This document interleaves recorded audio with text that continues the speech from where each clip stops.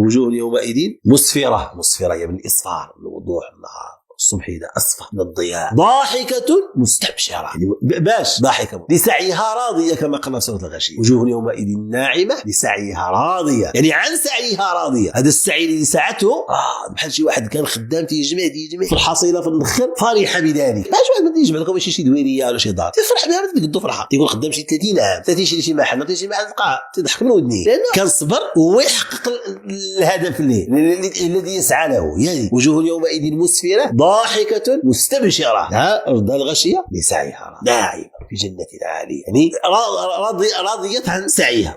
إذن هذا هو النهار، هذا سعي زوين جميل، سعي زين. إن سعيكم لشتى، أعمالهم مشرقة مضيئة. أو تلقاه في قرآن، في حفظ القرآن، في تحفيظ القرآن، في تعليم القرآن، في صلاة، في مسجد، في صدقة، في أنواع الخير كثيرة جدا تلقى في هذا الاتجاه، كله مضيء كله مشرق.